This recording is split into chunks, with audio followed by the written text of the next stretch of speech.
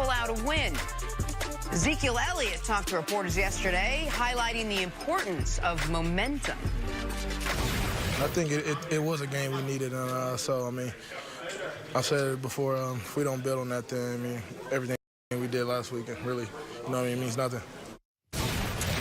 All right, CC, what's it going to take for the Cowboys? They haven't had any real momentum, right? They've gone loss, win, loss, win, loss, win. Now they're trying to make it 2 in a row, especially going up against Washington this weekend. Well, Jenna, relax. Guess what Dallas is going to do? Right off the bat. Right off the bat. Dallas is going to come out and like your favorite organization, well, you just like winners. They're going to do what New England does. Instead of coming out running Dak, you know, for 80 yards and giving Zeke 15 to 20 touches, they're going to come out 5-receiver offense, spread the field, go empty backfield, throw the ball 45 times. You a damn lie. Oh, wait, hey, man, what are you doing? I'm sorry to interrupt you on your opening monologue, but whatever the punchline on this is going to be, I'm lying to the people, because I know you're not serious right now.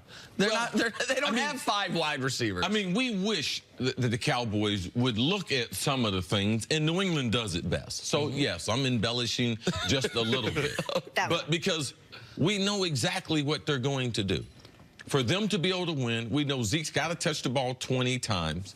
But what else can we rely on? Last week, they'll say, well, Dak running the football. They did some good things. Scott Linehan, offensive coordinator. But to think that they're going to change a whole bunch, they're not like the Rams. They're not like Kansas City. Those teams, we don't know what they're going to run this weekend. We know what Dallas is going to do. They've been very, very predictable. Do we think they're going to change it up like they did last week? Will they have a change-up from last week allowing Dak to rush the football? I don't think so.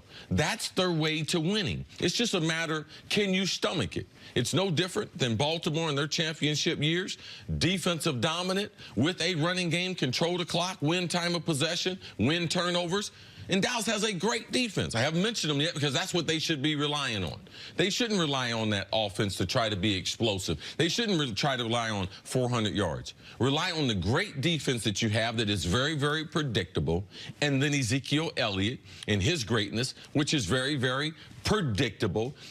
Dak's got to be able to make some plays with his legs. He's not like these other quarterbacks where we have to worry, is he going to get hit or is he going to get hurt? Because that dimension added to their offense, that's the way that they're going to function. That's the way they're going to have to move the chains.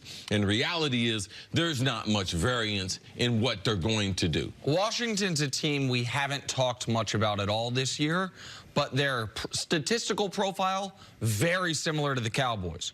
Cowboys offense, 25th in points per game. Washington's, 24th. Cowboys defense, 4th in yards per game. Washington's defense, 5th in yards per game. Like they are, right, they are 1 away offensively and defensively. Right, and for most of the people who haven't been watching Washington and aren't familiar with them, they got off to the hot start. Nick and I, we do a local feed to the Fox affiliate in Washington. So weekly, we do these check-ins with them. So we've been able to keep up with the team, especially Nick. That's kind of his jurisdiction. Well, even if you're not following the Redskins. And then Adrian Peterson was looking for me, too. Exactly. So I sent Nick over there.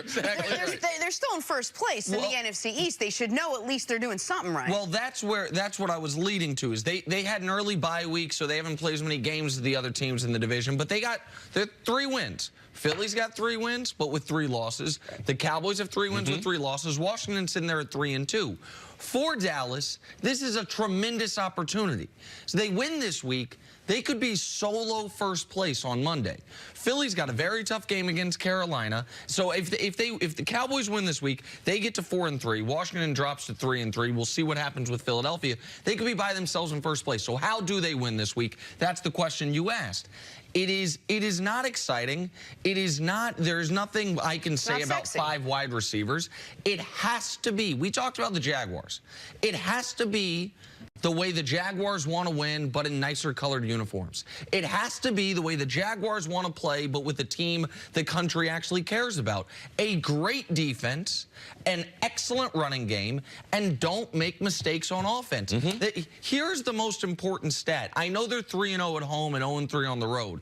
Here's a more important one. In the game, in their wins, they have 0 turnovers. In their losses, they have 6 turnovers. This team cannot overcome turning over the football. Some teams can. We talked about Sunday Night Football. The Chiefs had two first-half turnovers, and you know what? They were fine because they can go get those points back. They lost the turnover battle in that game 2-1, yet they had it tied 40 apiece. The Cowboys cannot lose it. They have not won a game this year where they've turned the ball over a single time. The casual fan is going to look at this Cowboys team and say, oh, well, Dak ran over 80 yards last week. Just let him run again. That's going to be... So should the Cowboys go ahead and put a few 10, 15 designed running plays in for Dak Prescott, at least that those are like guaranteed successful plays to get their offense going? Yeah, absolutely. If we go back to Jim Harbaugh and him coaching the 49ers, you can say what you want about your team and everything, but offensively, they were going to get that 400 yards, no matter how they got it. Now, they might get 250 rushing, and their quarterback might have 100 in cap, but you have to know the characteristics, the DNA of your team.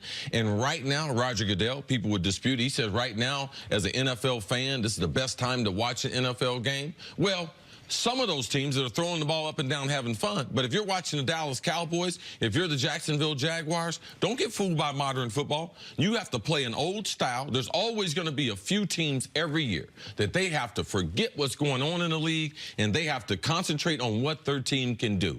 And that's where Jacksonville is, and that's where Dallas is. And every week, the closer they can stay to that model, playing solid defense, not turning the ball over, give the ball to number 21, limit number 4's throws to under 25, that's how they're going to win games. Forget about the noise outside. If they can do that, I think we'll be pleased with how Dallas Cowboys, and I think they'll develop some consistency compared to trying to be like other teams, trying to have 3 and 4 receivers, trying to throw the ball 30 times. They shouldn't do that.